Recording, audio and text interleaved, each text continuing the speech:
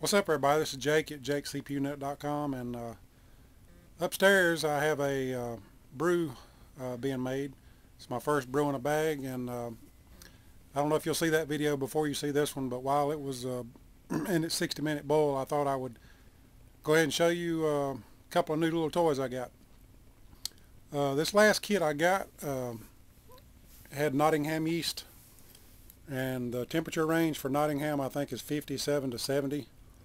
And my basement stays right around 68 for a comfortable temperature upstairs. So that's pretty good, but it's still not stable. It fluctuates, 2 or 3 degrees. And from what I've read, and probably most of you know, your fermenter, when it kicks in and starts fermenting, it's the temperature of the wort's going to go up maybe 2 or 3 degrees. And I think that's probably debatable like everything else is, but if I'm at 68 and ambient room temperature and my wort, is 2 or 3 degrees hotter than I'm at 70 or over 70, and you start getting off flavors at that temperature with Nottingham yeast. So I said to heck with it. What am I going to do? Just go ahead and get a controlled temperature environment and put off brewing for a few days until I could get that. And I did that yesterday. So I went ahead and ordered a Johnson digital controller, the A419, which is a pretty popular controller. It does heating and cooling. And I was about to go buy a new freezer, chest freezer at Lowe's Hardware.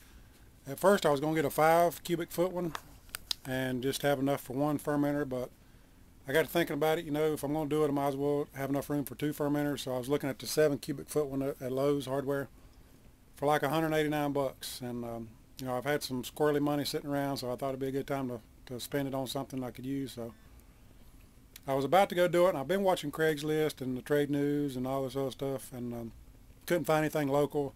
There was plenty of chest freezers for sale, but they were, a long drive away. And by the time I spent gas money and everything for driving all the way to see something that might be in bad shape, I decided I'd just buy a new one. But lo and behold, the day before I was going to go buy a new one, I popped on Craigslist again, and there was one just about 20 minutes down the road, maybe a little further than that, but it was a 9 cubic foot one, and the folks were moving, so I jumped all over it and got it for 110 bucks. So 9 cubic foot chest freezer for 110 bucks, I figure is a really good deal. So I have plenty of room for 2 fermenters, and I have my Johnson control set up. So here you go.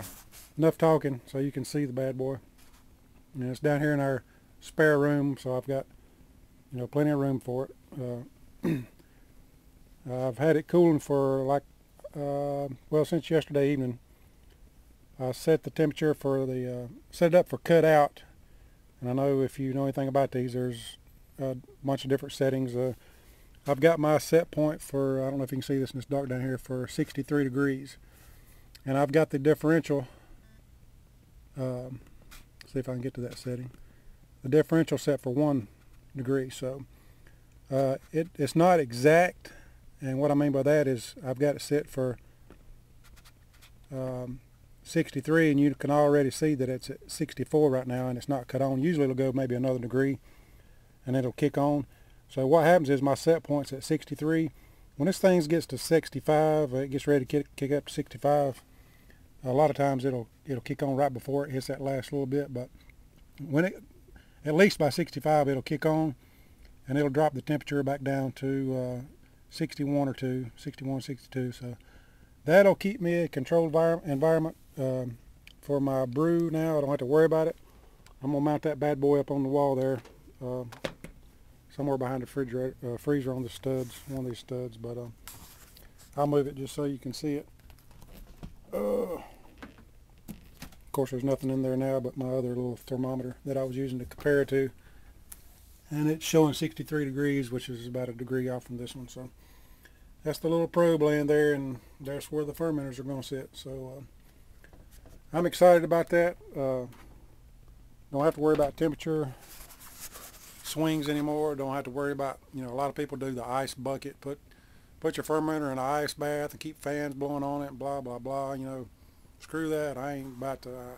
I don't have the patience or the time to babysit the fermenter. So if you do, that's cool.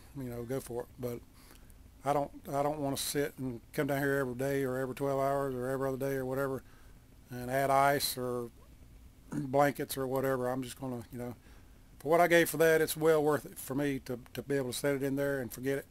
Now I can do cold crashing if I want to. After it's done fermenting, I can take that controller, the Johnson controller, and drop it down in the 30s and cold crash it. So it gives you more options. And in the wintertime, if it gets too warm down here, or too cold down here rather, I can set it up to heat. And so I'm tickled with it. I hope it does well. So we'll see.